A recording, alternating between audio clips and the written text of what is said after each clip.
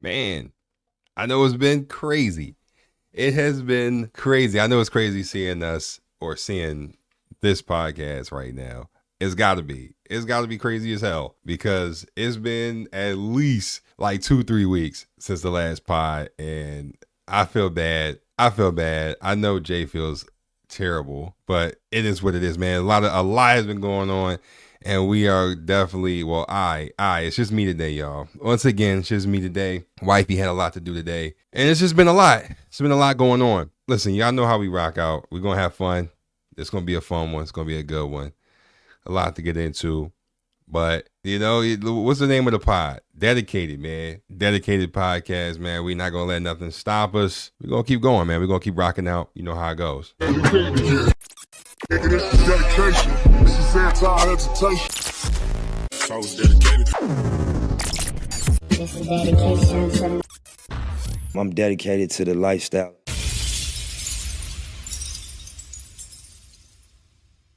Yeah. What's going on with y'all, man? Yes, you already know what it is, man. It's me, Deondre, man, and it's the Dedicated Podcast, episode 3? Episode 3, man. 3 episodes into this, y'all. Brand new, kind of a new thing. I not really new at this point, but it's still sort of new. I mean, 3 episodes in is still new. What am I talking about? Just me today, y'all. Just me today. But it's been a lot going on. That's why, the podcast hasn't really been, we haven't uploaded anything in regards to the podcast in a while. But we're going to definitely start. I'm going to tell you why. I'm going to definitely tell you why. First things first. So, wifey, she had a lot to do today. Couldn't really make the pod, but still wanted to get it out to y'all. Still wanted to update y'all on some things, man, and just kind of let y'all know what's been going on with us, man. So I promise I will get her back on the pod. I promise. All right, y'all didn't run her off. It's just, I don't know, it's constantly doing shit, constantly. But man, so just kind of starting off, man, how we've been, kind of what's been going on. So recently, right, within the past about 2 or 3 weeks. All right. Jay turned 30, man. The big 30. My wife, all right. The lovely, lovely wife turned 30. All right. Right after me. Right. Mine was August 29th. Virgos. All right. All my Virgos out there was good. But yeah, my lovely wife turned 30. February 18th. Man, we had a party at the crib. It was dope. We had family, friends over here, and it was just a really, really, really good thing to it's always good to have family around, right? It's always good to have people that you know, people that you love, people that you grew up with, went through things with, here to celebrate that kind of a thing, right? Because that's a milestone. 30 years old, right? You're out of your 20s into your 30s, you know what I'm saying? And that could be a mind fuck for a lot of people, right? Because now at 30 years old, man, there's a lot of things you just should be doing, right? And shouldn't be doing, right? I mean, everybody's life is different. Obviously, everybody has their own path to follow. But at 30 years old, man, that's really when you are supposed to be at that mature age, right? Like you got to start maturing, right? Now in your 20s, you can kind of, you should still kind of low key, like by 25, you should really be kind of, getting to a point where you kind of leave a lot of that fuck shit behind, right? A lot of that bull crap behind, right? The immature stuff, you know what I'm saying? A lot of that crap. And by 30, it should be kind of, a lot of people, they have families at that point. Or by that point, they have families, kids, things like that. They get houses, they really kind of, start settling down at that point, right? Or at least thinking about it seriously. That's kind of the age that we both are at right now, and turning 30 is no joke. I mean, it's no joke. You know what I'm saying? Don't get me wrong. It is not a bad thing, right? It is not a bad thing at all to turn 30, right? And I know it sounds crazy to say, but a lot of us, don't make it to that, especially in today's generation where, one disagreement can have you dead out here for real. You know what I'm saying? I mean, not to get too down, but it's just the truth. It's just the world that we live in. So to make it to this point, not that we is out here in the streets, not that we out here going crazy, you know what I mean? But it's just the truth. You know what I mean? Like, it's a lot of times you hear all the time on the news and on social media. Seems like almost every day, you know what I mean? You're getting a notification of somebody young, right? Younger than 30, getting got out here for something. And so, to kind of escape that, it's a blessing, man. It's a real blessing. And I'm happy for her. I'm happy that we got to celebrate that. And so we, like I said, we had the party at the crib. After that, what we did was we had a trip planned. Okay. Now, for those of y'all that follow me on Instagram, all right, y'all clearly have, y'all saw where we went, right? We went to Vegas, man. We went to Las Vegas, and it was dope, right? It was a really dope experience. However, and I gotta say this, it's expensive as fuck out there in Las Vegas. I'm not even gonna cap to you. It is so expensive. Like, just going outside to breathe cost you $200. It's ridiculous out there, y'all. Ridiculous. I ain't never in my life. I mean, I knew it was gonna be something, but damn, man, damn. But before I even get into the whole details of it, man, I'm gonna just start from the beginning. I'm gonna start from the beginning of this whole thing. So we were out there for 5 days, right? We booked everything for 5 days. So, which I think is more than enough time to be out there, because, by like the 4th day, man, I was getting drained. I don't know about Jay, but I was getting drained just physically and and definitely financially. You know what I'm saying? Like, I was getting drained, man. And it was just getting to a point where it was just getting so just tiring, man, because you got to walk everywhere. You got to, find stuff. It's ridiculous. But going back to what I was talking about, so we had scheduled out for 5 days, right? I had the hotel booked, and the hotel that we stayed at was on the boulevard, but it was further up. So we stayed at the hotel called the Strat. Now, if anybody, has been out there in Vegas, then you know that the Strat is, definitely not, like, when you think of Las Vegas Boulevard, it's not like in the midst of like the Bellagio and the Venetian and all of that. Like, it's definitely further up. It's like closer towards like the downtown area. We still had a good time. They renovated the place. For whatever reason, the hotel we stayed at in years past had like negative reviews, right? Because, it's like definitely one of the more cheaper or affordable. I say affordable because when you say cheaper, it puts like a negative stain on it, and it makes it sound, less quality or whatever. But it was more of an affordable option rather than staying right smack dab on the strip where everything's $800 a night. So, I already knew we was going to be spending some money. So I was like, you know what, let me just, I looked at the reviews. I looked at the room and everything. We got a really nice room. And, everything was dope. Everything was cool. So I think it was on the 9th floor. We got a room on the 9th floor. It was a big room. Like, for the two of us, it was a big room. And, they had renovated the place. They had a nice restaurant at the very top. So like, they have a tower, and it's honestly one of the tallest towers in the world. Honestly, it's definitely one of the tallest towers in Vegas for sure, if not the tallest tower in Vegas. But in the world, I think it's at least like top 5 for real. Because they had like a picture in the hotel of like all of the big buildings in the world and how the tower at the hotel we were staying at like measured up. And it was like, honestly, besides the Toronto Tower, the CN Tower in Toronto, it honestly is up there, right? It's up there. I mean, we saw all of Vegas in that thing. It was crazy. It was crazy. Definitely worth going up there and taking a look if you ever staying at the Strat. For those of y'all who have been there, let me know how you liked it. I mean, I fucked with it. Some people, they didn't like it, but I thought it was dope. You know what I mean? It was a very clean place. So we had a good time. Throughout all of that, I gotta tell y'all, I don't know what the hell the issue is when it comes to Vegas and flights, like booking flights to Vegas. For whatever reason, they were all just ridiculous in terms of the time. Like, they were either extremely late flights to go to Vegas or extremely early flights. Like, you would think that with a place as popular as Las Vegas, that there would be constant around the clock flights there, right? Especially since we were going the week after the Super Bowl. Vegas is a really popular place, like Super Bowl or not. Like people will go to Vegas all the time. But looking at these flights, man, it was ridiculous. We ended up catching a flight. So we left Philly at 10:30 in the morning, right? Which, it's not bad.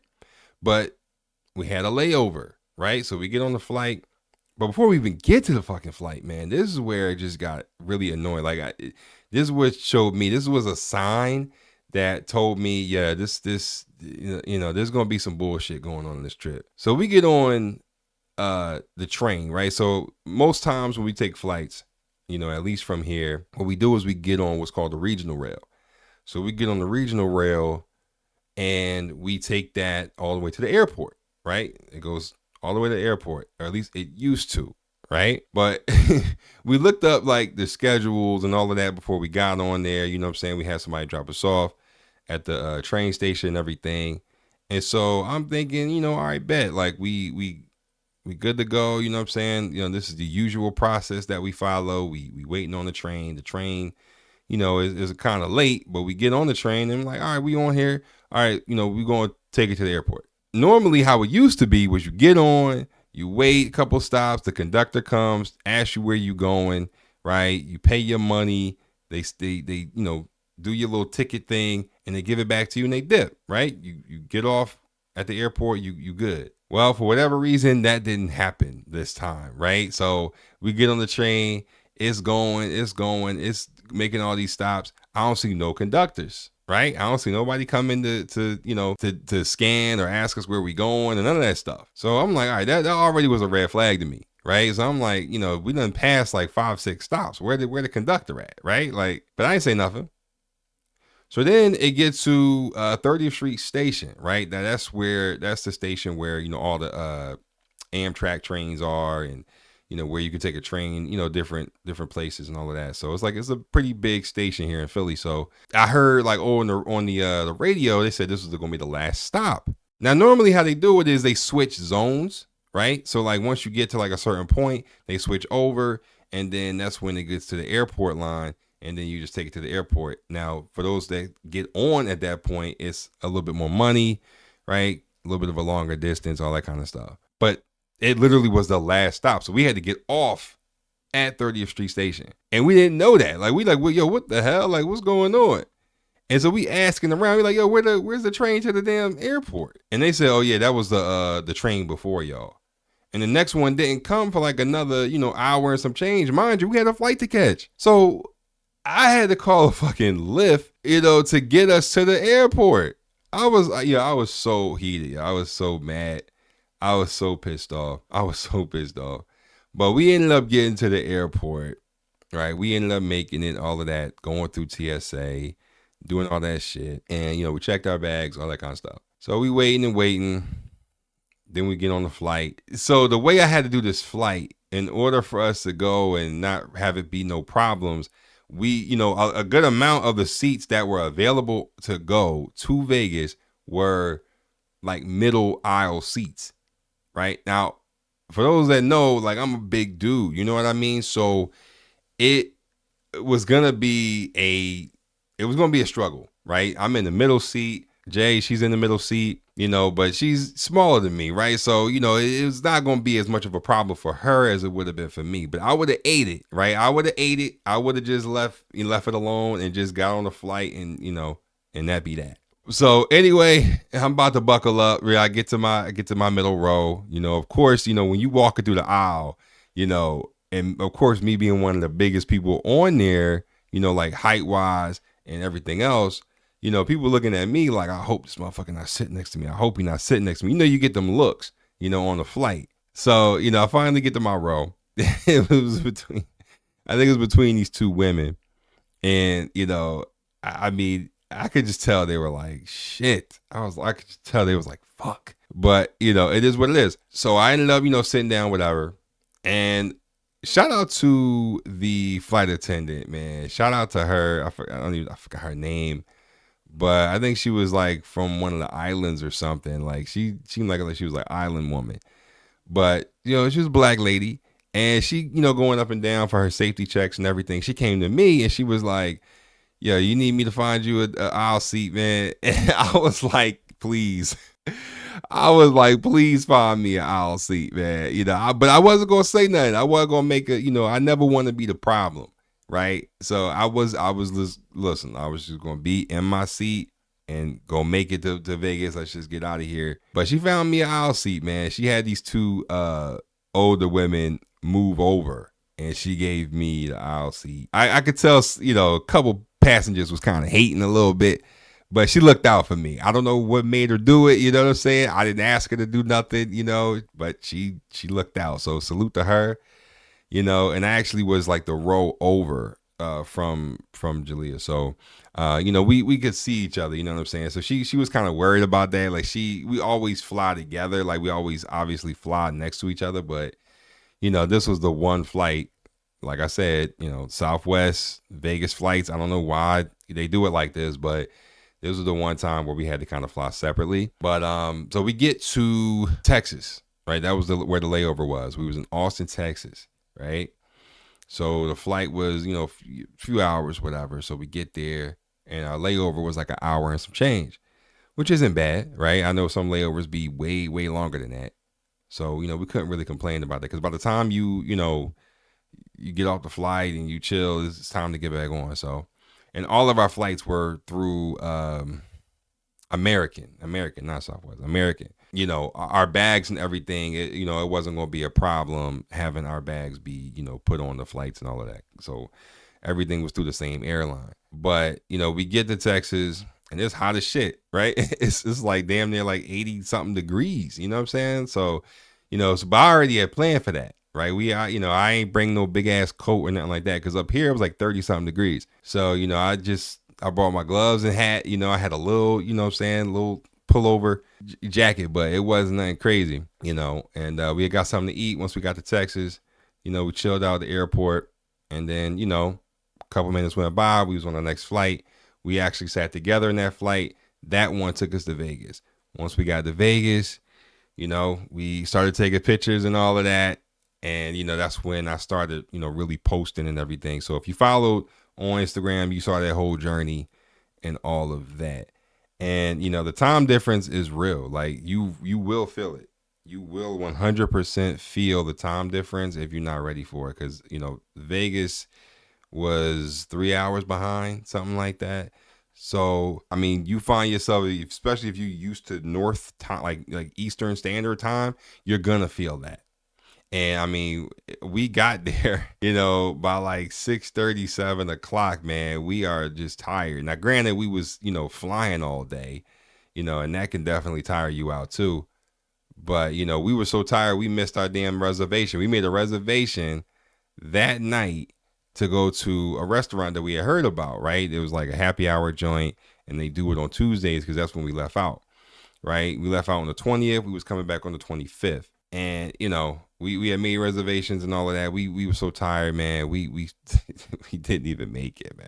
We didn't even make it. But, it is what it is. But it's really their fault, because I had set the reservation for like 9:30, right? Their time. But, they called me saying that the fucking kitchen was closed at 10. I'm like, yo, well, why you have people make reservations for 9:30 if your kitchen closed at 10? It doesn't even make sense. But whatever. So, we just didn't even go, because by the time, by the time we would have made it there, the kitchen would have been closed, and it just would have been, we just would have wasted a whole Lyft ride, Uber ride for nothing. So, so we just decided to try to, see if we can get some grub at the hotel or whatever and just chill. First night was cool. Overall on the trip, we did a lot of good stuff. If you follow me, then you obviously saw what we did. But for those that, don't know, we ended up seeing a couple of shows. So we saw the Jabberwockies, right? If you know about the dancers, right? America's Best Dance Crew, all of that, right? We saw them at the MGM Grand. That was a dope show. Really, really dope to see them. We saw Shin Lim from America's Got Talent, right? The magician. It was cool. His show was cool. I honestly think his opening act was a little bit better than him, but that's a whole nother story. But that whole show was dope. And then we saw Michael Jackson live. So the MJ impersonator, we saw him at the Tropicana. Now, I already know what y'all thinking. How come y'all didn't see any Cirque du Soleil shows? Listen, y'all, I'm going to just be real for the simple fact we didn't see it because it was just too expensive. Like, it was damn near like $200 a person, like with taxes and fees and all that. Like, and it got to a point where we were like, nah, man, like we'll watch it on YouTube or some shit. Like, we're not going to just sit up here and just spend that money. Like, it's crazy, because for the price of 3 shows, it would have been one Cirque du Soleil show. And, it just wasn't worth it. So, but I mean, we saw about 3 shows for the price, for the price of one. So I'm happy with that. We walked the strip a little bit. We went in and out of some pretty big casinos. We hit the Bellagio, we hit the Mirage, we hit the Venetian, Harrah's, Caesar's Palace, obviously, the Strat, right? We had our own casino. What else? I mean, Tropicana, obviously. I mean, we were all over the place. We were all over the place. And, it's a lot of walking, man. It's definitely a lot of walking. So definitely make sure that if you decide to go, bring some comfortable ass shoes, because it can get pretty, like, you going to end up walking for real. You know what I'm saying? So and it's crazy because I used to be a walking ass dude, man. I used to walk everywhere before I got my car and everything, like high school years, all that, man. I could walk for miles. You know what I mean? But yeah, it's just got to get back into it, man. I got to get back into it. But yeah, we ate at Guy Fieri's restaurant. His is at the Link, right? So his is at the Link, and it was cool. We didn't really, eat at too many other like famous celebrity restaurants. I know Gordon Ramsay has Hell's Kitchen. He has a couple other, restaurants in Vegas. We did have some of the Cake Boss, the cake. We had cannolis from there and all of that. He has his own, I forgot what his name is, but he, the Cake Boss, the guy on, the Food Network that did the cakes and all that, the Italian dude, we saw his joint. I learned how to play a new game. I learned how to play roulette. You know what I'm saying? I was actually very, very happy about that. We don't play table games, right? I haven't played a table game ever at a casino. So, I don't know. So I was like, I did want to try a table game when we went to Vegas, right? Because I'm like, that's like the Vegas thing to do, is to go try a table. But I was always, I'm just be real. I was always scared to do it. You know what I'm saying? Because you don't want to go. My biggest thing is going up to a table and just not knowing like what the fuck to do. You know what I'm saying? Like not knowing like what I'm doing. You know what I mean? Plus you playing with real money. You know what I'm saying? So, I just don't like to go into situations not really knowing, and I don't really want to make a fool out of myself and all that kind of shit. So I just kind of fall back from the tables. Yeah. So, we played roulette at like one of the machines, because, you can play like on the computer and all of that kind of stuff. And then you can play like in real time on the tables on the floor. But I said, you know what, let me just, kill some time. We was trying to burn off food that we had ate. So play some roulette, and I got the gist of it. And then after that, we ended up, watching like a real game. You know what I'm saying? Like watching like a real session of roulette, with real people playing real money, right? And it was cool. Like it was lit. At least at the table we was at, it was lit. It was lit. Now we didn't play, what I'm saying, like at the actual table, but we just kind of sat back and just kind of chilled out and watched others, and it was dope. It was dope to see. And next time I'm at the casino, I might have to throw a 100 or 2 on the table just to see, you know what I mean? Just to see how my luck is. But what else? We ate at the Top of the World restaurant, right? Now, for those of y'all in Vegas, y'all know what the Top of the World restaurant is. All right. It is the one of the more expensive restaurants in Vegas, for sure. That bill was ridiculous. I don't even want to tell you how much that shit was. But honestly though, a lot of people, it's highly, highly rated. I would definitely tell you, listen, if you come up on some money, or if it's a really, really special occasion, I would definitely tell you to go, right? Definitely check it out. If you celebrate in like a really big job promotion, or, a milestone birthday, you know, because that's kind of what it was. It was kind of like a late birthday dinner, you know, for the wife and everything. And she enjoyed it, right? Again, I posted those on my story and everything. So, you know, it was just cool. It was just cool that they had really, really good food. You know, I had a steak. Actually, me and her both had steaks. And, you know, we had these like Wagyu sliders for the appetizer and everything. Oh my God. It's ridiculous. We had our pictures taken like in front of the view and all of that, because I believe it's like 1,100 feet up, almost 1,200 feet up. And I mean, you literally see all of Vegas, like into the mountains and everything, like into the depths of Vegas. Like, it's crazy, you know, and like the view alone, you know, is worth the price of admission. So, you know, I mean, it was just crazy, man. It was just a really, really good experience. I mean, everything was just dope. The drinks was dope. The appetizer was dope. The bread was dope. The food was dope. I mean, the steak was so good, you ain't even need steak sauce, you know? And I know it sounds like a fucking ad, but it definitely isn't. Like, it was just good, you know? It was just good. And then they had this, what is it, crumb cake or something like that.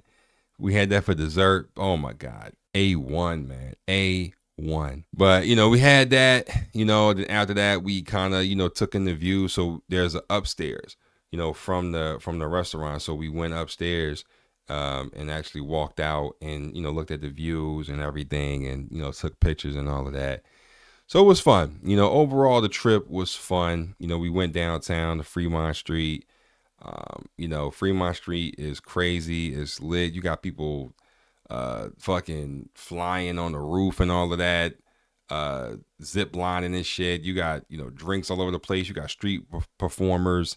You got like 3 or 4 different stages where, you know, all these different cover bands are playing music and all of that. And it's crazy, man. It's crazy. So, not to mention you got, you know, casinos and everything down there. So, I mean, it was just wild, man. Like, once you literally get onto Fremont Street, it's a completely different vibe.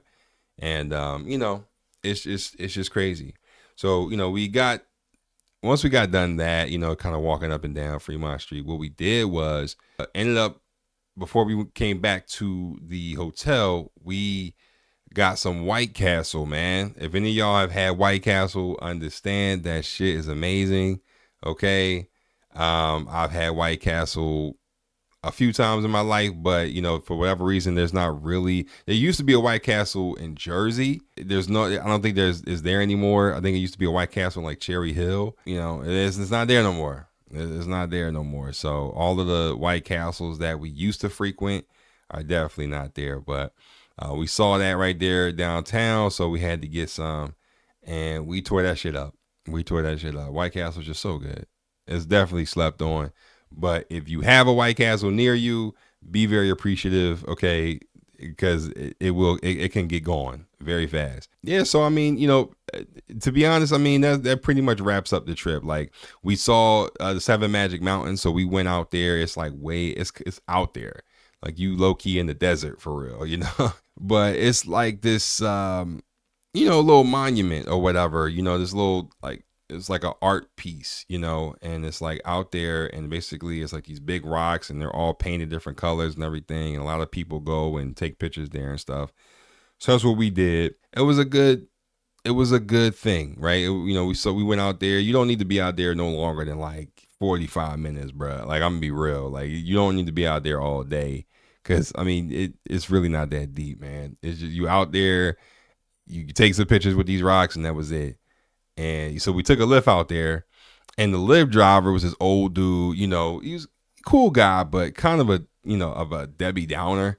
Cause you know, obviously it shows where you're going, right? It shows where he's taking you on the app. And so, you know, he was like, you know, I took somebody out here one time, and, you know, I didn't really see what the big deal was. Like, I just didn't understand why they were going out there. Like, I wasn't really impressed. And, you know, he was just talking that talk the whole way up there. And it just was like, it really was starting to kind of annoy me. I'm like, all right, bro, like, I get it. Like, you know, it may not be appealing to you, but like, yo, we literally just came out here. Like, we have no idea what's good and what's not good. You know, all we getting is, wherever we go is based off reviews. You know what I'm saying? It's based off of stuff that we've seen and heard and all that kind of stuff. And we're just trying to experience it. So If it ain't good to you, all right, cool. But let us be the judge of it. You know what I'm saying? So, we ended up getting out there, and it was out there. Like, you you low key in the middle of nowhere. And so I was a little bit like nervous the whole time. Like I really couldn't like enjoy myself fully because in the back of my mind, I'm thinking like, all right, like how are we going to get back to the crib? Like how are we going to get back to the hotel? You know what I mean? Cause it's out here, you know what I mean? And I don't know if anybody is really gonna, you know what I'm saying? Like I don't know if I'm gonna be able to really get us a ride back in terms of like, finding an Uber or a Lyft, so in the back of my mind I'm thinking like, all right, like let's make sure we at least get out of here and it's still daytime, right? We're not trying to be stuck out here at night. Fortunately I had both Uber and Lyft open, so I tried Lyft first. Lyft didn't work. So, Uber, I tried that, and fortunately, we found somebody who came through. It was in a blue Tesla, some Greek dude. Shout out to you, whatever your name was. He ended up coming out to get us. It was a good thing too, because it was starting to get cold, man. It was starting to get like kind of chilly for real. You know what I'm saying? My hands was getting a little cold. But after that, because if we weren't able to find a ride, like in terms of like a Uber or a Lyft, like we was just gonna have to pay somebody, like slide them a 20 or something, be like, yo, can you take us back to the boulevard? Because I'd be damned if we be out here, you know what I mean? Shit, if I had to, I'd have walked back, but we not staying here, you know what I mean? Because it was already getting kind of late, you know what I'm saying? I think there was a food truck out there too, and they were starting to close. So, that's when I start kind of getting a little nervous, you know what I mean? I'm like, oh shit. All right, let's make sure we get a ride back home. So we did. And of course, he talked our head off the whole fucking time. But we ended up going to the Las Vegas sign after, we were out there with the rocks and everything. And, it was cool, man. Of course, it's a line because everybody wanted to take pictures there. But I'm gonna give y'all a tip. If you see a photographer out there, 9 times out of 10, they don't have like a set price, right? So the good thing is you can really pay them whatever you want to pay them, for real. You know what I'm saying? So all you got to do instead of waiting in that long line, and really they'll come to you. You only really got to go to them. But if you see a photographer there, be like, yo, can we take a picture, and we'll pay you, right? Now discuss what you going to pay them before, because they might try to low key finesse and tell you, oh, we only paid them like $10. We paid her like $10. She took really good pictures. The pictures that y'all saw was the pictures that she took straight out the camera. Like no, not a lot of editing, none of that shit, and that's what it was. So we were there for like maybe 5 minutes max, right? We took pictures and then we dipped, right? We dipped. So we got that experience out the way. And that was cool to do, right? You can't go to Vegas and not go to the Vegas sign. We did that. And I'm just trying to think of anything else that we did. We saw the fountain show at the Bellagio, right? We saw that. I mean, I don't want to make the whole pod like, the Vegas trip and everything. But, I just wanted to kind of give y'all some details as to, where we've been, what we've been doing and all of that. And just let y'all know we're not dead, you know what I'm saying? Like, we didn't say fuck the pod, we just, had a lot of shit going on. And, I just wanted to make sure we get this out. But yeah, overall, we had a really good time. Vegas, like I said, you don't need to be out there for no week, 2 weeks type shit. You really don't. All right. Because you will get burnt out. Other than just spending money frivolously, like, it's just going to be too much. It's going to be too much. So unless you got family out there, or something like that, don't go for no more than a couple of days, man.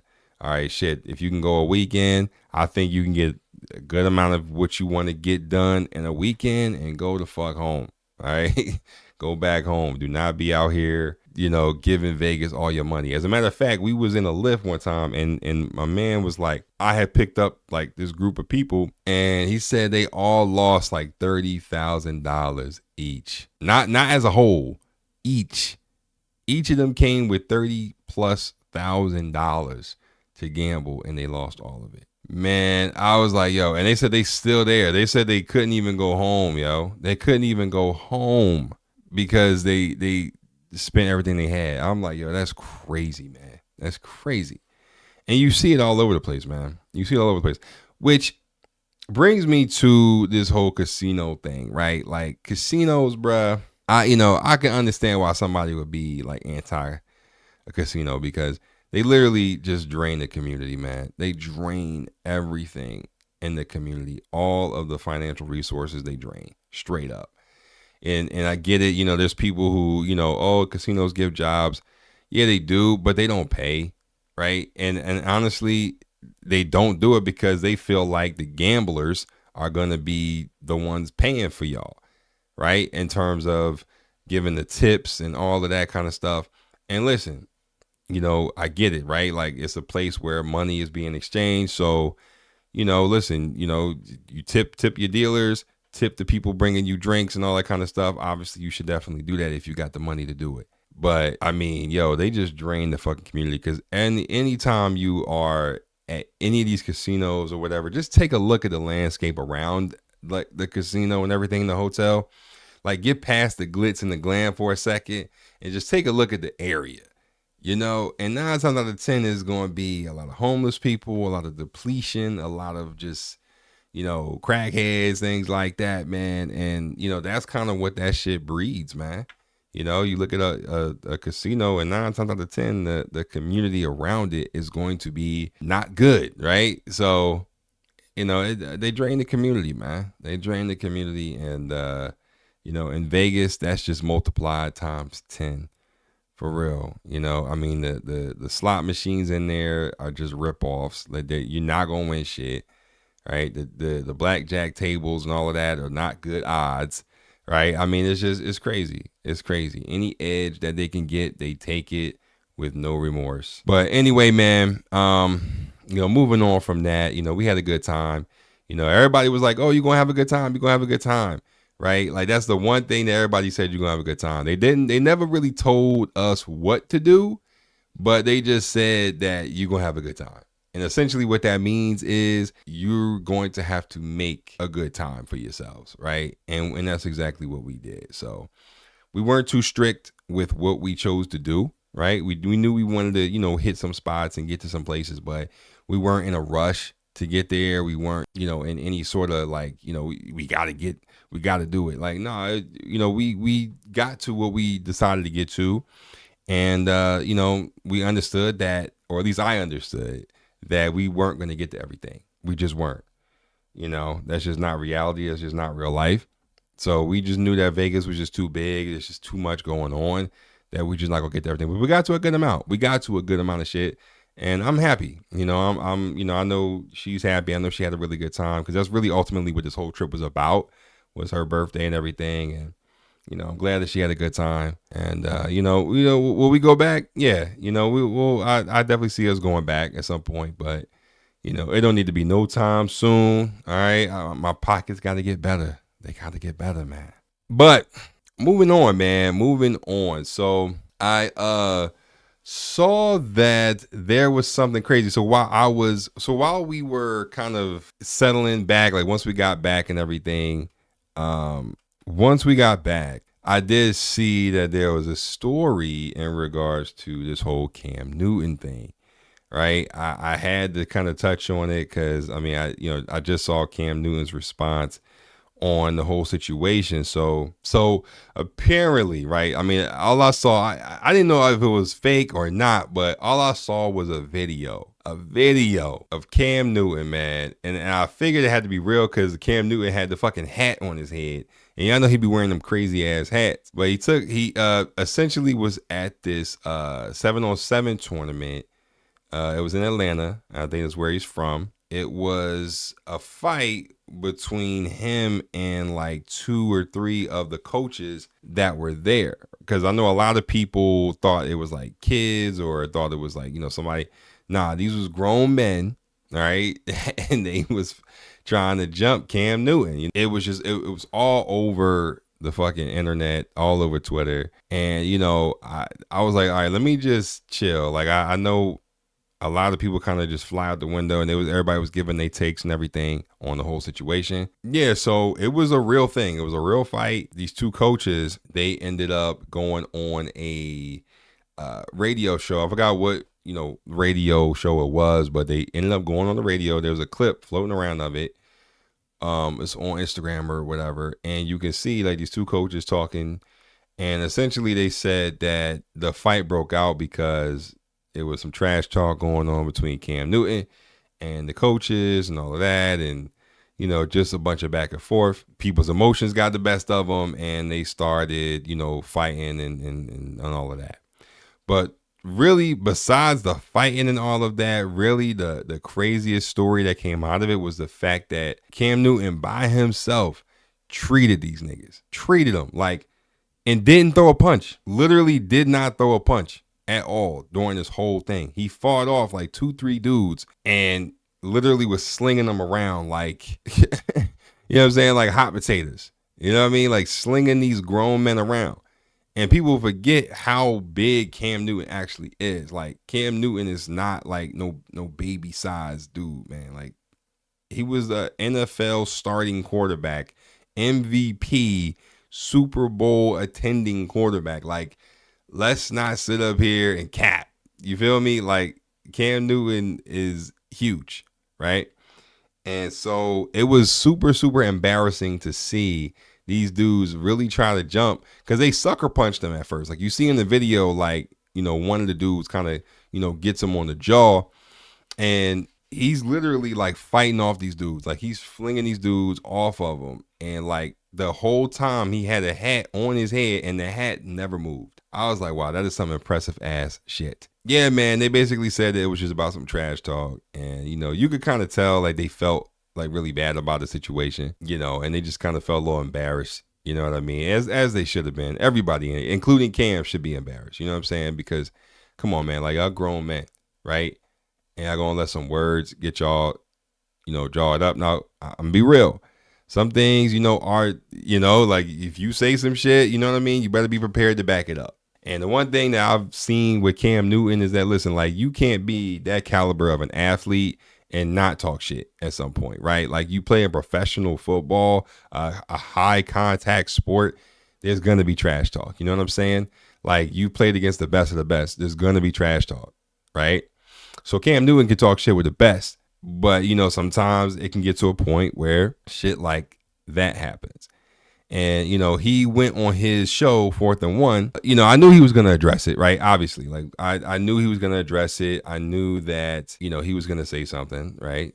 Cam Newton is no stranger to being controversial or to addressing things or any of that shit. So I knew I just had to wait, right? That's really what I was waiting on. I was really waiting on his response to it. And so he came out and, he addressed it, so he basically took accountability for his role in the fight. He basically said that he let his emotions get the best of him and that, it basically wasn't called for. Simple as that, right? And he apologized to, everybody affected. He acknowledged that his decision, could have led to some other shit, right? So he said, listen, there was no excuse for his actions, right? He said that it made him feel like he let down a lot of kids and a lot of members of his community who looked up to him. It's just crazy. I mean, it's not really clear like what actually started it, like what was, the actual like thing that happened. Like was this back and forth going on all day? Was this something that's been brewing for a few years? Like what, you know what I'm saying? Like what actually went down? But, I think the simple answer is the fact that, it was just a bunch of trash talk that just went too far, right? Basically. Yeah, man. And then I also saw this video that kind of surfaced as well, or these videos that surfaced from this whole incident, or, after the whole incident, basically, of people just kind of talking reckless to Cam Newton. And I don't think he shies away from it, right? Like, I think he, enjoys going back and forth with folks. It doesn't matter the age. Because I think we all seen the video of like these little ass kids. I think he's at a camp or something, and these little ass kids are like, talking shit to him or whatever. And one of them basically said like, they gonna, whoop his ass or something like that. Badass kids, right? And so he turned around. He was like, "You going what?" And he was right in their face, and you could hear one of them say nothing. Like you could, I mean, it was just hilarious, man. He was like, "You going what?" He said nothing. You know what I'm saying? So, I mean, it's people from like, I mean, the little kids all the way up to like the high school, like, you know, them D1 recruits. You know, they was talking shit to Cam, calling him a free agent and all this other shit, which, you know, I think is kind of stupid, right? But I mean, they're high school kids, right? Like, I mean, I was in high school once. I know I've said dumb shit and did dumb shit and thought I was the shit and all that kind of stuff. And, you know, you realize that you're not, right? And so it's like, yo, because the conversation started from this was, you know, this is why us as black people can't have shit. You know what I'm saying? Like, this is why us as black people gotta, you know, constantly move away from the hood, can't never give back, you know, can't never do this and that because of shit like this, right? Because of situations like this. You know what I'm saying? Like, we try to do some good in the community, and then this is what we get. So then that's when the videos of everything I just said kind of popped up, you know, these people disrespecting Cam and all that kind of stuff. And it's just crazy. It's just insane. And it's just one of those things that I don't know, man. You know, it's just like we just got to do better, period. You know, like, come on. And it was like, if this was Peyton Manning, right? If this was, you know, I don't know, like a Phillip Rivers camp or something like that. Like, I guarantee y'all wouldn't have been acting like that. You know what I'm saying? Like, it's some shit that y'all, you know, people only do when it's us, right? Like, y'all wouldn't have been acting crazy like that. You know what I'm saying? Y'all would have been in y'all best behavior. Y'all to make sure everything was straight. You know what I mean? Y'all to make sure that, you know, y'all kept y'all trash talk to a minimum. You know, but when Cam tried to put some shit on, now all of a sudden everybody, you know, think they, you know what I mean? So I don't know, man, but it just was unfortunate to see. And, you know, but I'm glad that, you know, all parties involved kind of took responsibility for what was said and what was done. You know, the good thing is that nobody's pressing charges, right? You know, the other dudes, you know, they're not pressing charges. Cam's not pressing charges. So it's just going to be one of them things where, you know, we just move on from it, right? Like, you know, what happened, you know, it shouldn't have happened. You know, it was stupid. And, you know, to all the kids out there, do better, right? Do better than me. Don't be like me. Don't try to do what I did. Like, you know, that just understand it is what it is. You know what I'm saying? So, you know, so I did see that, and I did kind of want to give my take on that, man. I think that is, you know, it's really kind of messed up to see. But then another side of my brain clicked and was like, you know, what if this is just some shit that, you know, that he did just to kind of get some content flowing on his show, right? Because it just, you know, it seems like these athletes that's getting these podcasts, you know what I'm saying? Like, it seems like, you know, all of a sudden now they're going viral for stuff, and, you know, shit's happening all of a sudden, you know, and, you know, all this kind of stuff that they can talk about on their podcast and everything, you know, with Draymond and Michael Parsons and, you know, all these different shows out there. You know, salute to them, man. Salute to them for having platforms and everything. But hopefully, you know what I'm saying, all this shit isn't just drummed up just for content, right? Hopefully they didn't fall into that trap of trying to, you know, put out bullshit just for the sake of having something to talk about the next week. You know what I'm saying? So I think this was all real. You know, I don't think this was like, you know, faked or fabricated or, you know, just kind of put out there just for him to have something to talk about. I think this was real. It's definitely a real situation, and, you know, it's unfortunate, but I'm glad nobody was, you know, seriously hurt, anything like that, you know what I'm saying, that we could just move on. I did see too, like 2 days ago, I think Joe Rogan had posted the entire interview, which, you know, I don't know. I mean, he does do from time to time, but like most of the time it's just like clips, right, of his podcast. But he posted the whole joint of him and Cat Williams. Now, I feel like he did that because obviously he was trying to, you know, he saw obviously his interview with Shannon Sharpe, right? That's the interview that kind of kicked off this whole wave of people coming on the show wanting to talk shit. You know what I'm saying? I think on the podcast with Shannon Sharpe, he said that, you know, Joe Rogan, he talked about Joe Rogan having like all of these unfunny comedians on the show, and ain't none of them ever been funny. But he has them on there, but don't want to have me or nobody else on there, you know. So, you know, I knew eventually Joe Rogan would have responded to that, you know, because everybody that Cat spoke about in that Shannon Sharpe interview responded, right? With the exception of Steve. I don't know if Steve responded, you know, but everybody, even motherfuckers that wasn't mentioned, was talking, you know what I mean? So anyway, that interview I think is at what, like 80 or 70 million views or something like that, like close to that, maybe a little bit more since the last time I saw it. So, Joe Rogan, he went on Twitter and was like, yo, I would love to have Cat Williams on the pod. Like, I love Cat Williams. You know what I'm saying? Like, anytime he want to come on, like, let's go. They made it happen. So Cat Williams and Joe Rogan had a sit down, right, at Joe Rogan's podcast. And, they talked about a lot of shit. They talked about a lot of shit, man. And, I thought that interview was cool. It definitely showed Cat. Cat was still being Cat, but, Cat was a lot more calmer, like I think he went on Shannon Sharp's pod calm, but turned up a little bit, you know what I'm saying? But in this one, he was definitely a lot more chill, he kind of definitely got into his bag, right? Where he started talking about Illuminati and, all this kind of stuff and the shit that happens behind closed doors in Hollywood, or, the rituals and things like that. So, like conspiracy theories, things like that, like, stuff that Joe Rogan talks about all the time. So, that conversation was crazy. But there was a point in the conversation where Joe Rogan basically talked, like he asked the question to Cat Williams, like, why do black people love menthol so much? Like talking about cigarettes and shit. And, Cat Williams was like, this is kind of racist, like for you to ask that question and then for a black person to actually try to answer it, that's just all bad. Like you trying to get me canceled, And, he was like, I don't really think that that's racist, right? Like if you ask me like, why are Italian people so loud? Or, if you ask me a question about spaghetti or something, like I would be offended, you know what I mean? I definitely, I didn't know what to think about it, but there definitely was, I think, some clips floating around of Joe Rogan saying some racist shit or saying some shit that just kind of didn't sound right on his podcast. You know what I'm saying?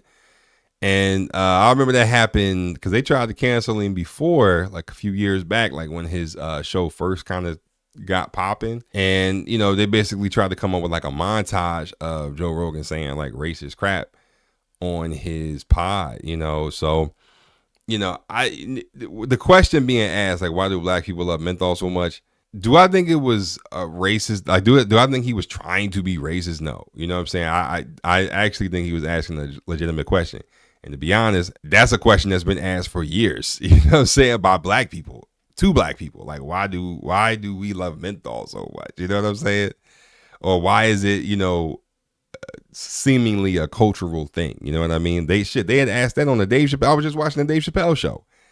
And it was the episode where he was like playing like Jeopardy or whatever. And like he had a whole bunch of, people and he asked questions. And that was one of the questions. Like, why do black people love menthol so much? And this was back in like 2003, 2004. You know what I'm saying? So a whole 20 something years ago. You know what I mean? So, I mean, it was a question that was asked. I mean, it was a little crazy, I guess, to ask that. But yeah, it just was all bad. So that was kind of, I saw that floating around, Twitter for a little bit, and then it kind of just disappeared. But, just stupid, man. Just dumb. But, speaking of Cat Williams, right? So, and I knew this was going to happen. But Cat Williams going on Shannon Sharp's show, definitely opened up the doors for, these comedians really, to go on the show and start airing out dirty laundry, because they saw what Cat Williams did. They saw the numbers he was getting on his interview.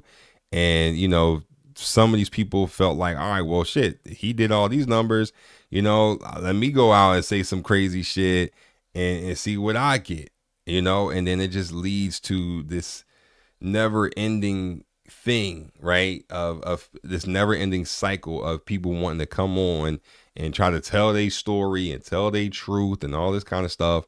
And then just be messy. Right. And, listen, I knew this was going to happen. I knew people was going to eventually start turning on Shannon Sharp if he didn't put a stop to that, right? Because it's going to get to a point where, like, all right, cool, people can't really blame you for what other people say, but if they're saying it on your platform and, you constantly are having people up here that's being messy and you're not addressing that, like airing out dirty laundry and saying all kind of shit on your show, Like, you know what I'm saying? Come on, man. You know, you got an obligation to kind of, you know, save your own ass, you know, and say, listen, at least you could say like the views expressed in this episode aren't of mine or whatever the case. You know what I'm saying? Like there's ways to protect yourself without making it awkward or whatever. But I don't know, man. You know, and maybe in like the next, like, you know, couple of episodes or whatever, you know, in the future, he'll do something like that where he'll basically kind of, you know, excuse himself out of like the viewpoints of, you know, people coming on the show. But I knew that was going to happen. You know, Monique, she went on there, you know, and talked about her situations and all of that kind of stuff. And it just, you know, at this point, I'm sure all of you have seen the whole Monique thing. You know, then she ended up going on Cat Williams' tour and doing a set and just, you know, just going crazy on there. I mean, oh my God, like I just knew it.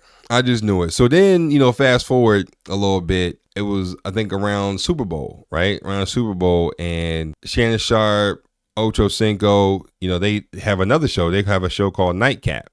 And, you know, that's basically where they talk about a whole bunch of shit. You know what I'm saying? Like, it's basically like two uncles getting together and just talking shit, basically. You know what I'm saying? Two OGs talking shit, basically. And, you know, I don't really pay attention to the show. I don't really, you know, listen to it like that. You know, every now and again, a clip might come out of one of the shows and, you know, I might take a look at it. But for the most part, like, I don't really, you know, watch that. But they had took it on, like, you know, on stage or whatever, because, you know, a whole bunch of media be out there during the Super Bowl and everything.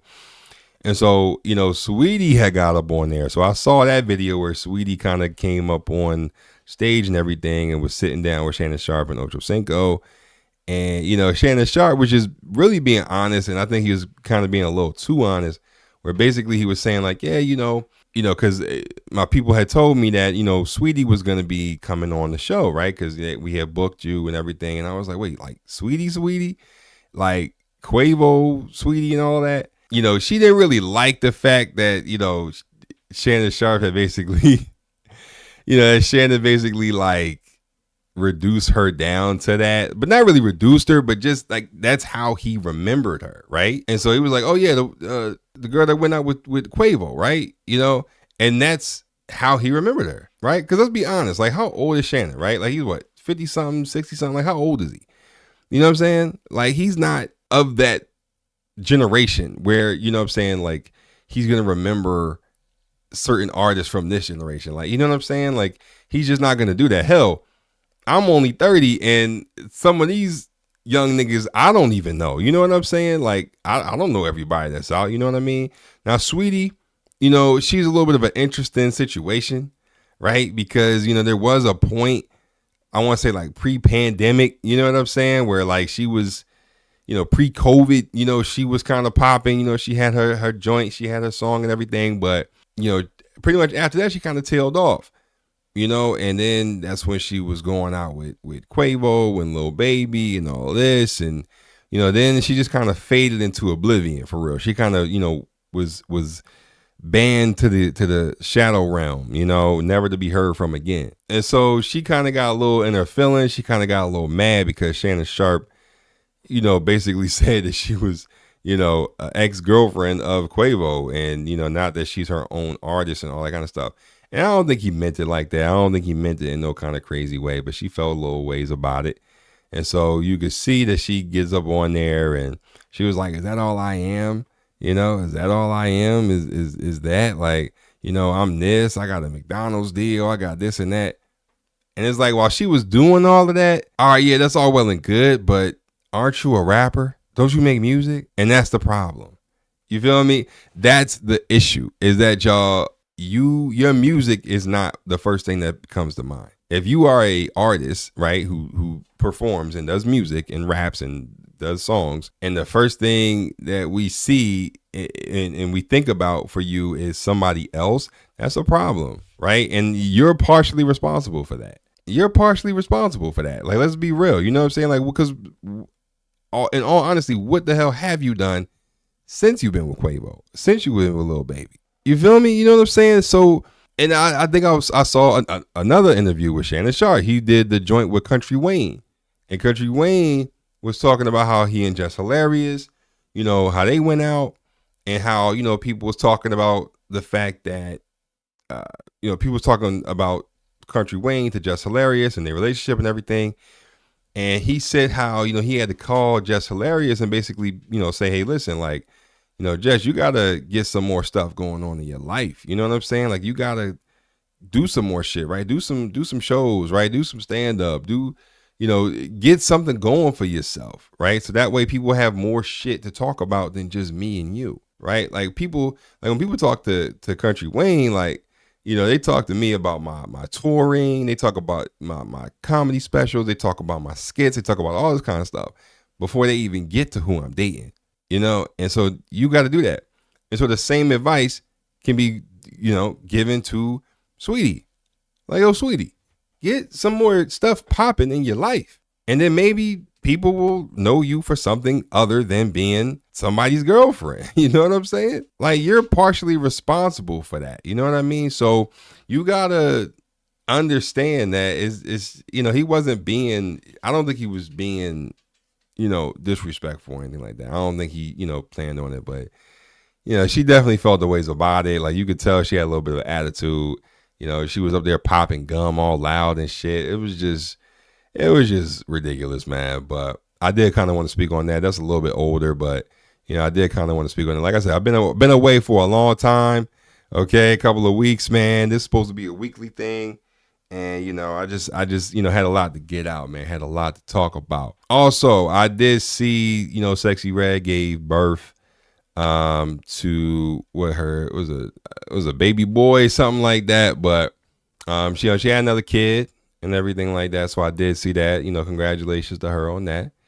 But a lot of people there's a lot of shit going on about that. Say she was in the hospital. She was just acting her usual self, right? And it just led to the conversation of like, yo, like, does everything you do gotta be ghetto? You know what I'm saying? Like, does everything you do have to be attention seeking? Like, you know what I mean?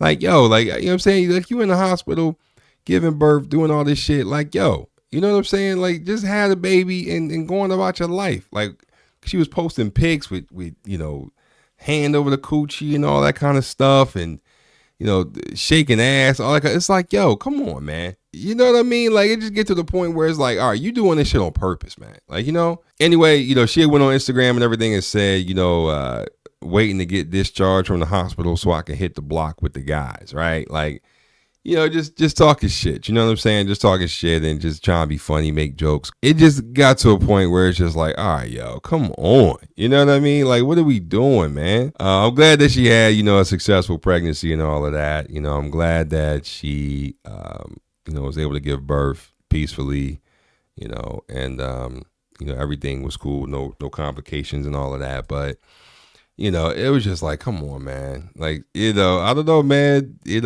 is what it is. She has her audience. She has the people that she rocks with, and the people that rock with her. But it is kind of crazy though. It is like, damn, like, you can't even give birth without acting ghetto. That's crazy as shit. That's crazy. I did want to touch on that real quick. But in other news, Cardi B dropped a song. All right, Cardi B dropped some new music. I definitely wanted to touch on that. Like 2 days ago, she dropped Like What freestyle. Apparently, it's her new single. So, I guess it's gonna be another tease at an album. Everybody waiting on Cardi B to drop that second album. Like, I mean, the crazy thing is she'll drop it, but I think she's afraid. I think she's scared to drop another album, man. A lot of people were, analyzing this new song that she got out, saying that basically they like the visuals, they like the music video and everything that came along with it, but, the bars were just weak, and I heard a little bit of it. And to be honest, I mean, I wasn't really blown away by it. Not on no hating shit, you know what I'm saying? Like, I just not having really a dog in the fight, but obviously I wasn't really expecting a new song, but, I don't really follow Cardi B to the extent that a lot of other people do.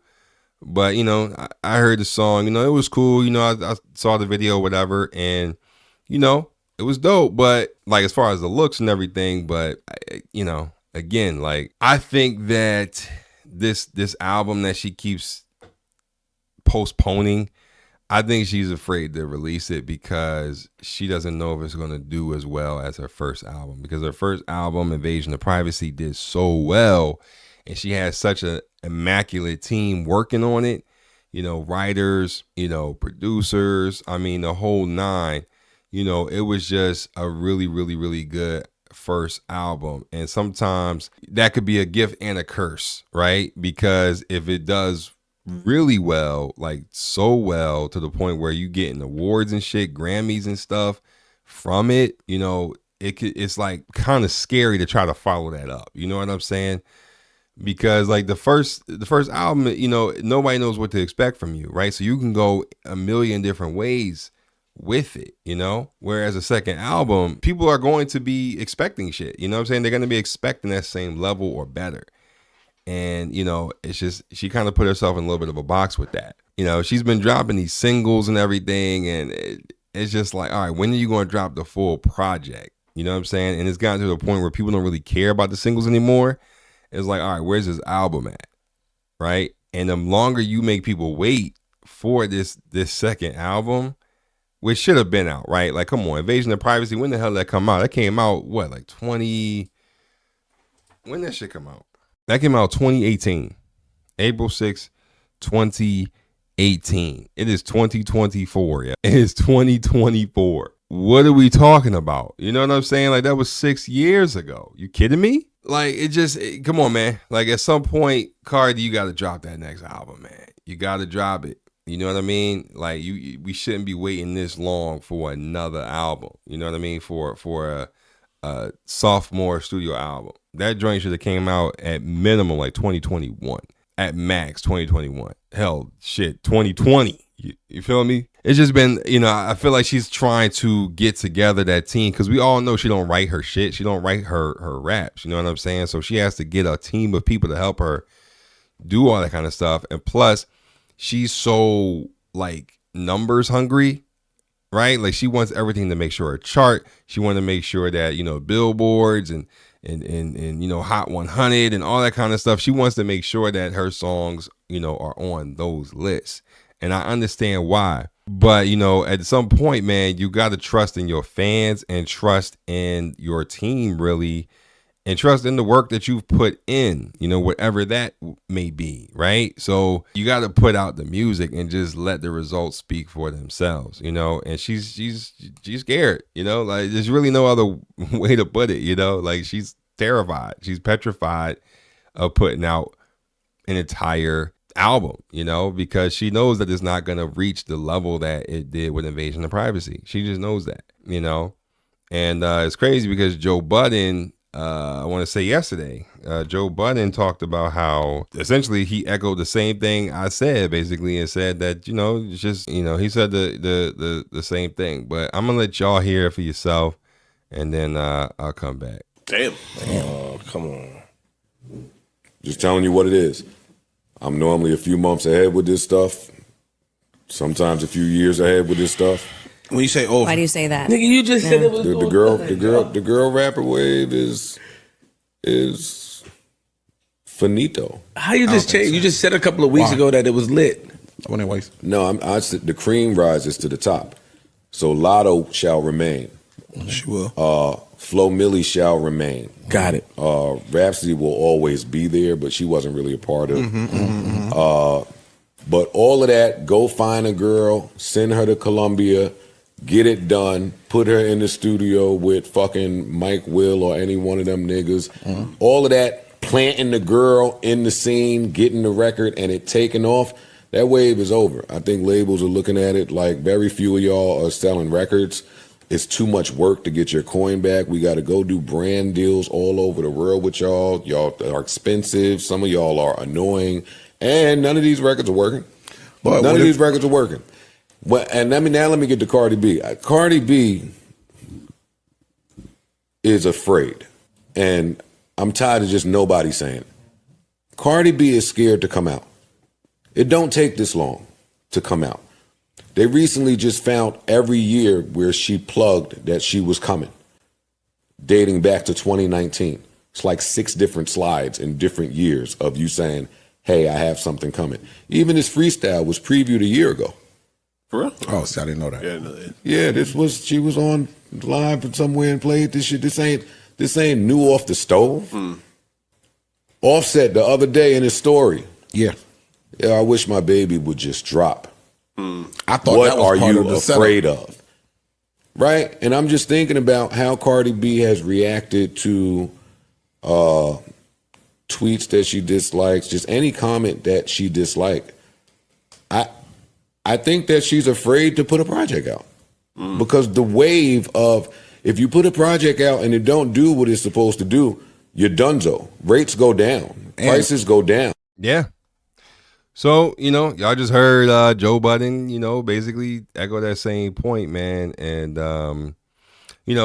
now do I think that, when he's talking about the girl rapper wave is being over, I don't necessarily think that, I don't think that it's over, you know what I'm saying? But a lot of what he said was, from what I understand to be true, a lot of it was true, it doesn't take this long to come out with a sophomore album, right? Like, we're not talking about, album number 6, number 7, number 10, number 11. Like, no, we talking a second album, which a lot of people, a lot of artists, especially if they have success with the first one, they try to get that second one out, because they want to make sure that they want to let people know this shit wasn't a fluke. You know what I'm saying? Like, there's like even more attention paid to the second album because you want to let people know, like, I'm here to stay. I'm not just a one-hit wonder type shit. Like, I'm here to stay. You know what I mean? But I don't think like the, women rapping and the rapper wave being over. Like, I don't think like it's over, but I definitely think it's been stagnant. I definitely think there's definitely been a stagnation going on with a lot of the women in rap. You know what I'm saying? Because it's just become more about everything else, all of the other superficial shit and not the music, right? I was literally just talking about, Sweetie, right? Like, you know what I'm saying? You're not really taking music serious. You know what I'm saying? Like, yeah, you look good, you look the part, all of that. But like the music, like, where's the music at? Right? Like, you can't call yourself a rapper and you ain't got no songs out. Like, what kind of shit is that? Like, yeah, you look good, but I mean, last time I checked, you're not an Instagram model, like, but the fans, I think, moved on in regards to Cardi B, right? I think a lot of them have moved on. She does have a core audience, but I just think that it's just, like, she just, like, for example, she just popped out with this new song. Do you really hear any buzz about it? For real? I mean, you kind of do, but you really, it ain't really going crazy like it should, right? Or like it would have if you had to put all this shit out. I don't know, man. I don't know. I don't think it's over, but I do think that, the women in hip hop got to step it up. You know what I'm saying? Or at least push those who actually are putting in the work to the forefront. And let's support them. Because there's a lot of women out there, putting in the work, right? Bia, you know what I'm saying? She's doing what she's doing. And I fuck with her. She got a couple songs I fuck with. Who else? Shout out to Philly Tierra Whack, right? Flo Milli. I mean, there's a lot of them. Obviously, everybody goes to Rhapsody, right? But like, I want to kind of get away from that. Everybody knows about Rhapsody, but I want to kind of get away from her name. But I mean, come on, man. Like, Cardi, you gotta drop it. If it's trash, it's trash. You know what I'm saying? But at least it's out. You know what I mean? And then you try to make up for it on the next one. You know what I mean? Try to make up for it on the third album, and try to get a gauge on what's going on. But you can't. You can't wait this long, man. Like, you just can't do it. So yeah, she's scared, man. It's unfortunate, but it is what it is, man. So Freaknik, right? I heard that the documentary was supposed to be coming out in about a couple of weeks, right? So it's supposed to hit Hulu on the 21st of March, I believe. Yeah, it's supposed to be on Hulu March 21st, right? And so they released the first official trailer not that long ago. And basically it's going to be told about Freaknik, right? The wildest party Never Told. That's the name of the documentary, right?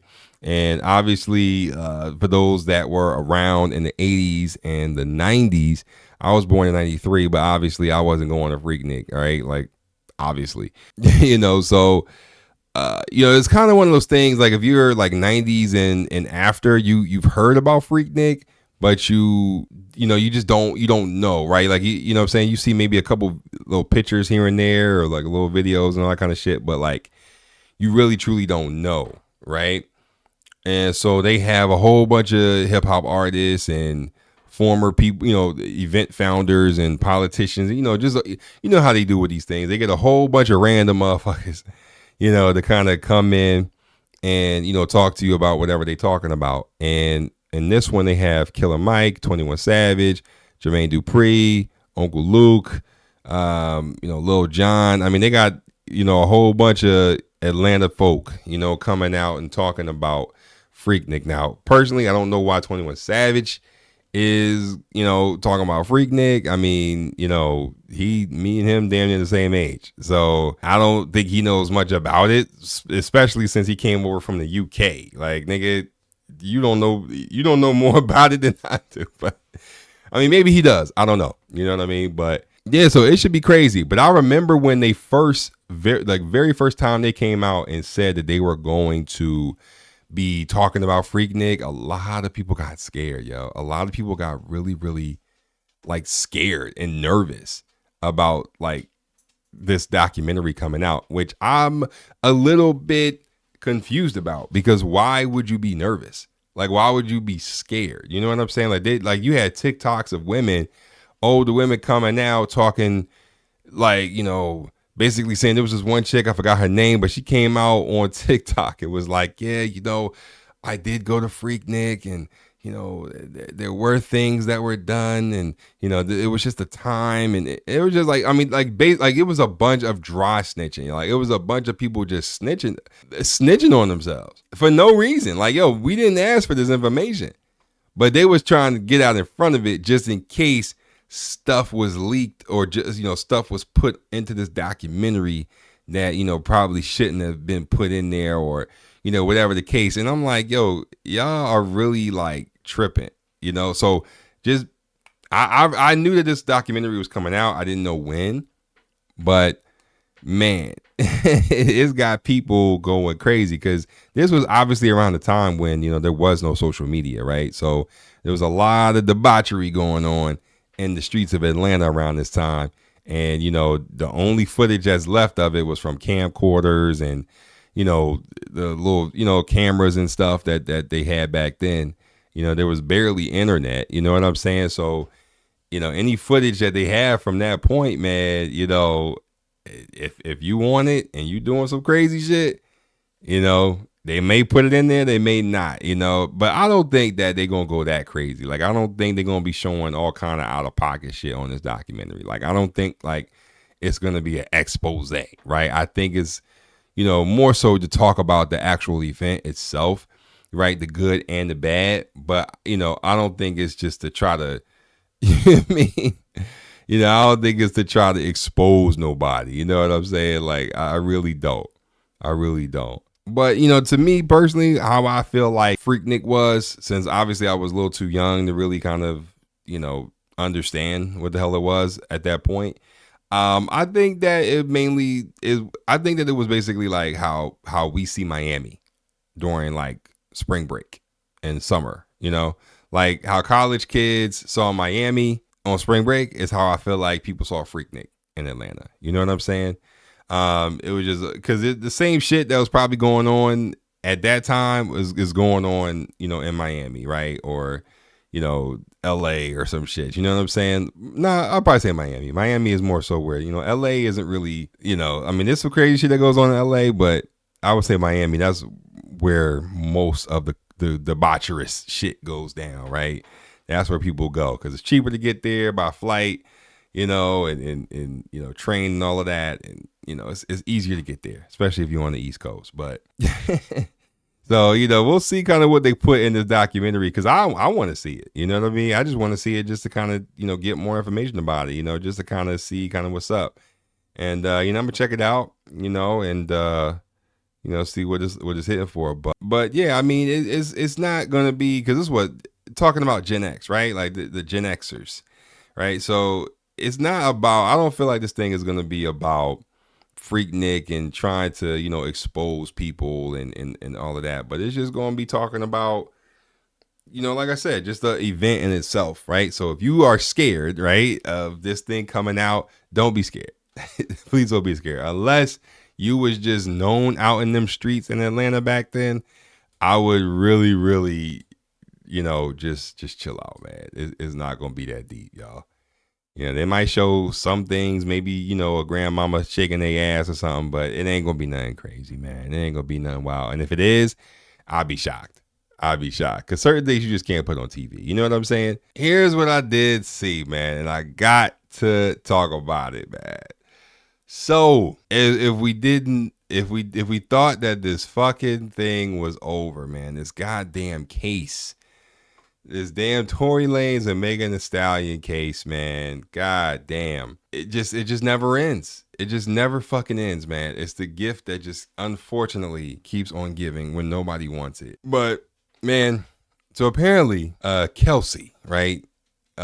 We all know Kelsey from being Megan Thee Stallion's former best friend. All right, obviously we know about the whole Megan Thee Stallion Tory Lanez thing at this point. It went on for years, right? Allegedly, Tory Lanez shot Megan Thee Stallion in the foot, and that's why he's in prison right now. He actually just filed an appeal again, to try to get that sentence, lightened a little bit.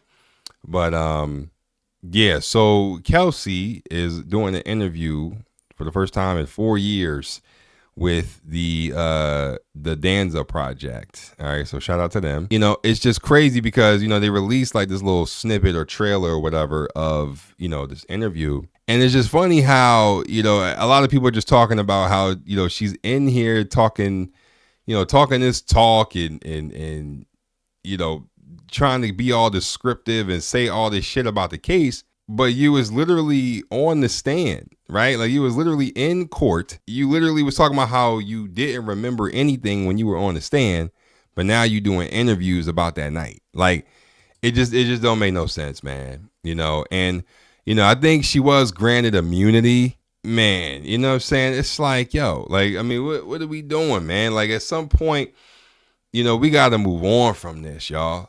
Like we got to move on. Like this whole case, this whole thing took on like 2 or 3 years of our lives, yo, that we just can never get back. You know what I'm saying? It's crazy. I mean, the thing is, she had her chance to speak and she blew it, right? She kept pleading the fifth. She didn't know shit, right? I don't see shit. I don't know shit. And then all of a sudden now you want to come out, because I think it's actually supposed to drop today, right? Like the interview's supposed to drop today, and we'll see kind of what she say, but it's just like, yo, come on, man. Like what are we doing, man? Like what are we talking about, Kelsey? Straight up. You know what I'm saying? So a lot of people, when they saw the trailer and everything, they just they was basically shitting on her in the comments, man. It's just like, yo, like you just basically gonna say a bunch of nothing, right? You basically just gonna waste a bunch of people's time, right? You're not gonna get up there and say shit. You just coming up on here trying to collect a bag and try to run up some money talking about the situation that's been played out for 3-4 years at this point. You know what I'm saying? It's just it's letting folks know that you're being thirsty and sad, right? I don't know. You know what I mean? It's just ridiculous. It's just ridiculous. And it's unfortunate because, this is what's going to be Megan Thee Stallion's career. For me, I mean, Megan Thee Stallion, you will forever be tied to this situation. Like, this will never leave you. Like, no matter how many songs you drop, no matter what you got going on. I mean, I know she did drop that diss track to everybody, and she, set her piece on it, and she said this is the last time she's speaking on stuff, but I don't think it's going to be the last time she speak on it, because this is your career now. Because we knew that whatever happened, whatever this verdict was with Tory Lanez, that was going to be what defined your career. So he's in prison. Okay. But now you're going to have a bunch of Tory Lanez. Now you got a bunch of Tory Lanez supporters shitting on you in your comment section. Every time you drop, they right there. You know, and if he was free, then it was just going to be a bunch of people talking about how much of a liar you are. Then you have people, you know, other celebrities coming out and supporting Tory Lanez and not you. That's kind of what's shocking to me. Is that the main ones like supporting Megan are her fans for real. All of her peers, like in the industry, are supporting Tory. Like this nigga Drake, literally what, like a week ago, came out and had Tory Lanez on his story talking about free you. Which is crazy because I know they're both from Canada, they're both from Toronto, but I think, you know, they even had their own little kind of back and forth beef back in the day. I mean, it wasn't nothing crazy, but, you know, they did kind of have a little bit of a, you know, a little scuffle back then. But even Drake said free you. Because obviously, you know, Megan Thee Stallion came out with a diss to Drake and everything because of the whole, what he said on that track with 21 Savage. About how, you know, a bitch lie about getting shot, but she's still a stallion. Now, Lil Yachty came out and said, like, he wasn't talking about Megan in that song, but, you know, she felt attacked, so she bit back, right? And so maybe that has something to do with it, but, I mean, it's just crazy. I think even Mario came out and supported Tory. Like, I mean, it's crazy, bro. It's crazy. So you got all these people, big name people, supporting Tory and not you. Like that says something. Like regardless of what you believe or whatever, like that kind of says some shit to me. You know what I mean? That's like, damn, like that's kind of wild. You know what I mean? Like that says a lot. But the fact that, you know what I'm saying, we still talk about this, it's ridiculous. It's just been long. Like we simply don't care anymore. You know, it was just ridiculous. She was on hush mode when she was on the stand, right? You had your chance to talk and really put shit out there. And you didn't want to do it. And now all of a sudden you got conversation. Now you want to talk about it. Now you want to, you know what I'm saying, do all these interviews or do this interview. And who knows, she might do another fucking one after this. Like, it's just like, yo, come on, man. Like, we gotta stop. We gotta stop. You know, whatever comes from this case comes from it. You know, as far as we know, Tory Lanez is locked up. They said that the evidence was so overwhelming that, you know, it was just, it was an easy shut case, which, you know, I don't know, but I did see that. I did kind of want to speak on that, you know, but the last thing I did want to speak on, and, you know, it's a shame that I don't have wifey on here to talk about it, but it is this fucking TikTok that I saw, right, where this chick got up on TikTok and was basically talking about how somebody she was talking to sent her $30 for lunch, right? And, you know, it just kind of led to this conversation in the comments section about like what are we talking about? You know what I'm saying? Like it just seemed like it's another, to me, it just seemed like another TikTok for attention.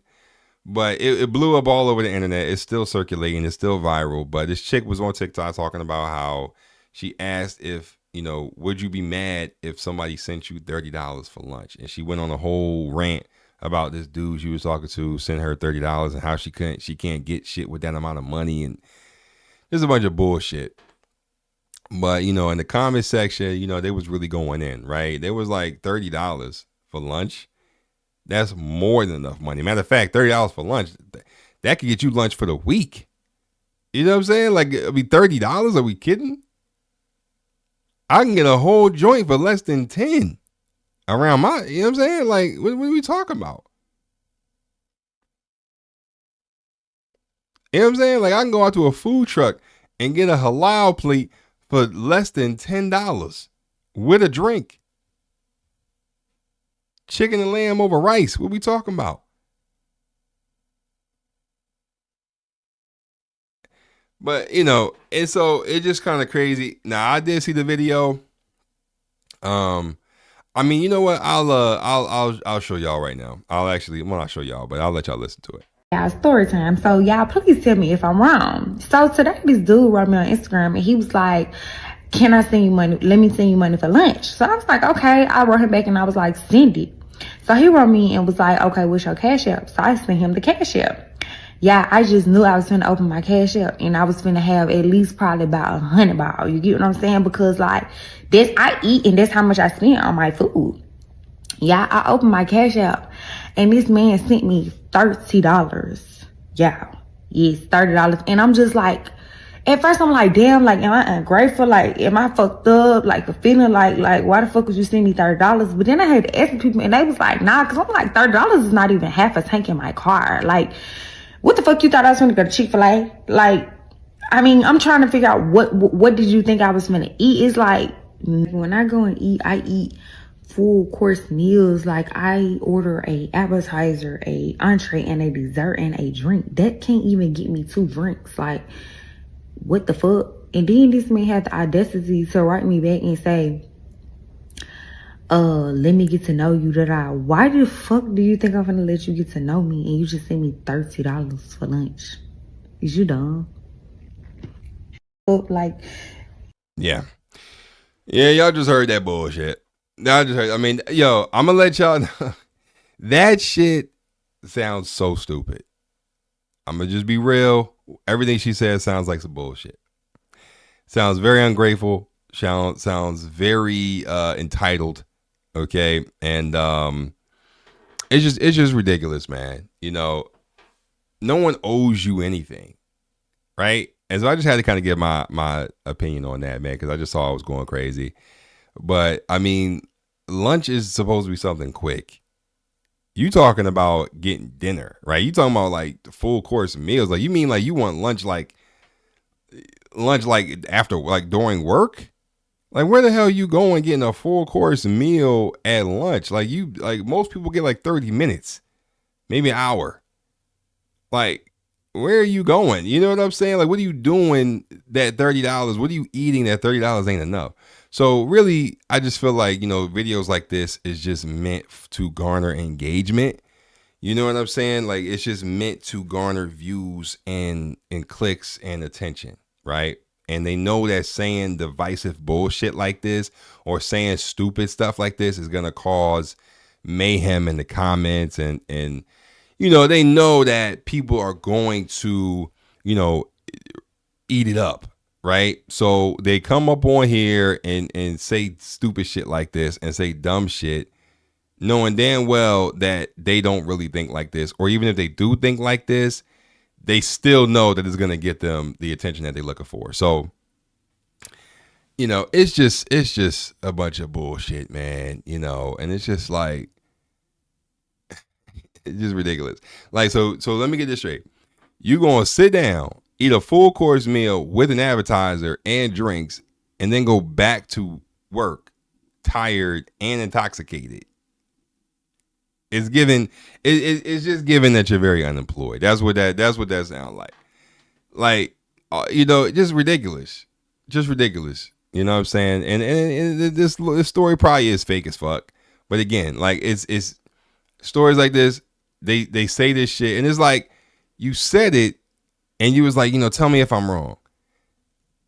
I don't know about y'all, but anytime anybody say some shit like that, like 9 times out of 10, you already know you wrong, right? You already know you on some bullshit, right? Because you wouldn't be asking nobody like, hey, tell me if I'm wrong, right? Like, am I wrong for this? Yeah, you fucking wrong. Like, he ain't had to send you nothing.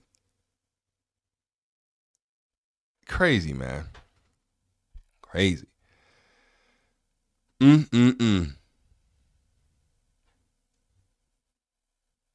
You know, and, you know, to be honest, I really feel like nobody sent her anything, right? I feel like this whole video, this whole thing was for clout, you know, and I guarantee you if I go to her page, I'm going to see.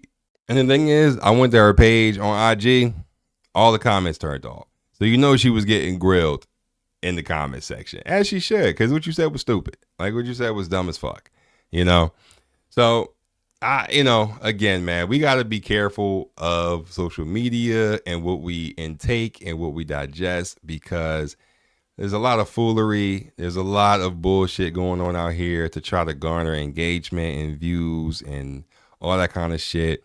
And when we, you know, and when people have stuff like this, that when they put stuff like this out there, we can't just sit there and eat it up, right? Like, we got to stop being sheep and we got to start thinking for ourselves, man. All right. And just understand that people be making up stories like this all the fucking time. You know what I'm saying? They make up stories like this to try to, get people all riled up so that it fuels the engagement. So it fuels the algorithm for them, and most of their stuff gets put out there and pushed and everything because of all the engagement. So do I believe it? I don't. But would I be shocked if it is true, and she actually does think like this? I wouldn't be shocked, because she does look like the type. But it just looks very, very just ungrateful, you know what I'm saying? But, she knew that before she put out the video. So it is what it is. But,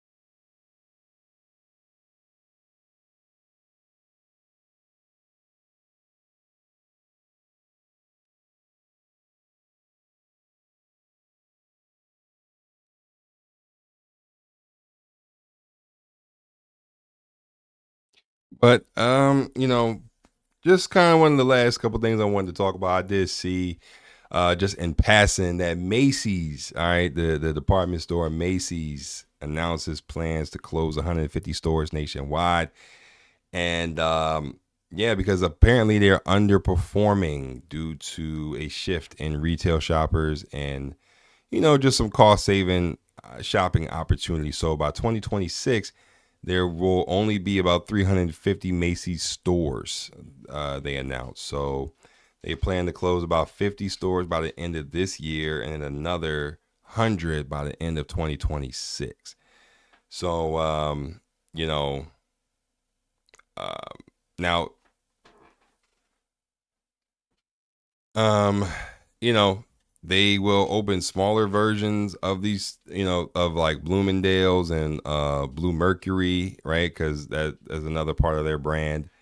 But all I know is that the Macy's near me needs to stay open because Macy's becoming in clutch, man. Macy's becoming in clutch with the brands that they have. I know I'll be shopping there, a few times. I know Jay shops there a lot. And, it's crazy. Like, they already got rid of the Kmart around here. They got rid of Sears, Toys R Us, you know what I'm saying? And so, or they put Toys R Us in Macy's, like a real small version of it in Macy's. And yeah, man, it's crazy. It's crazy. But I know I'm ready for that fragrance sale. So all them colognes and all that, if they do decide to close or, shut down or whatever, I know that I will be first in line. I don't care if I got to take off work. All right. That Blue Day Chanel, All right, you know, what the Kenneth Coles and all that. I'm copping them. Man. You can never have too much smell good. You know what I mean? But that is crazy. You know, that Macy's is deciding to close. I mean, the whole Sears thing, I can understand. You know, but I think it's just online shopping, right? People just shopping online, not really going to the physical stores. You know, I mean, that's what's up.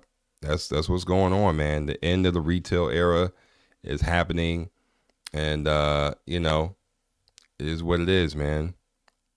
It is what it is. But I know I'm gonna be ready for the sale.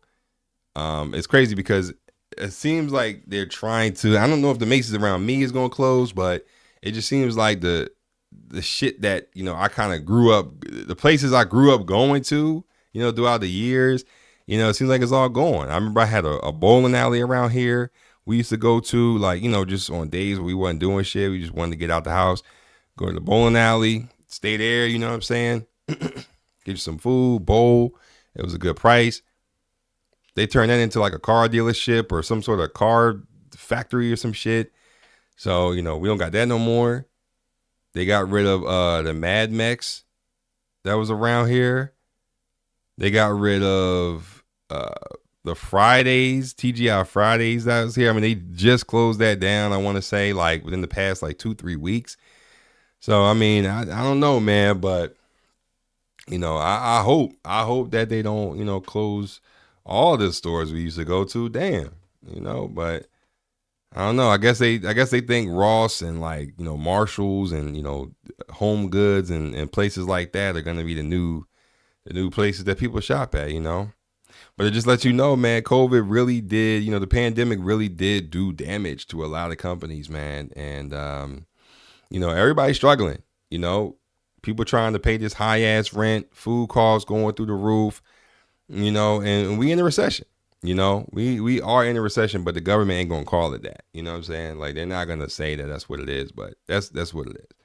You know, but yeah, man, this just shows you kind of what's going on out here. You know, but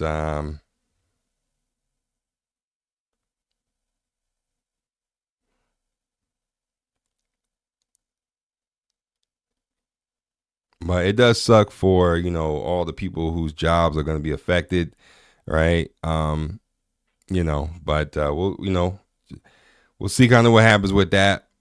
But I did kind of want to touch on that because I thought it was, you know, just a little side story I kind of wanted to get into. But you know, it's a shame. But I hope they don't close the one around my way. You know, that did come in handy. But it is what it is, man. But anyway, I'm going to end it off. I mean, there's really not much sports talk going on. You know, obviously I know, you know, Eagles fans over here, Eagles fly, you know what I mean? You know, not really too much going on, you know. I mean, just to kind of speak on a couple things. I know Hassan Reddick, you know, is trying to work on a deal to stay with the Philadelphia Eagles. I hope that he does. I know the combine is underway. And, you know, I've been looking at some of these 40 times. They've been crazy. I think somebody broke a record. They had a 4.21 40, which is crazy. All right. So I think he now holds the fastest 40 in history. So shout out to him. I forgot his name. Matter of fact, let me look it up real quick. Xavier Worthy, right? Shout out to Xavier Worthy out of Texas. Ran a 4.21 40. It's the fastest ever at the NFL Combine. So shout out to him. All right. But, you know, I'm going to say something real quick about that. You know, listen, man, it don't really matter how fast you can run as a wide receiver. Okay. Like, you can run fast as shit, but if you can't run a route, it's kind of null and void. Right. But yeah, I mean, you can't teach speed. I get that. But, you know, hopefully my man could catch, because if he could combine the two, he going to be dangerous. He going to be dangerous coming out. But a lot of people are looking at Caleb Williams coming out of USC, you know, so I think he's projected to go number 1. Right. And then, you know, there's some other people that are pretty high up there. I can't really remember the names. I don't really follow a lot of college, I know Marvin Harrison Jr. is, looking to really make a splash. I think he might go like number 5 or 6 or something in the draft. So we'll see kind of what's going on with that when that comes. But he's going to be a problem. Wherever he goes, he's going to be a problem for sure. Other than that, man, not really too much going on. I definitely wanted to come back strong with the pod. Once again, sorry that Jay couldn't be here, but listen, I definitely didn't want to wait any longer to get this joint out there. It's already been long enough, but we're going to get back on the grind. We back home, we here. And yeah, man, other than that, I'm going to sign off. All right, I love y'all. And remember, stay dedicated, y'all. Peace. Nigga, this is dedication. This is anti-hesitation. So it's dedicated. This is dedication to I'm dedicated to the lifestyle.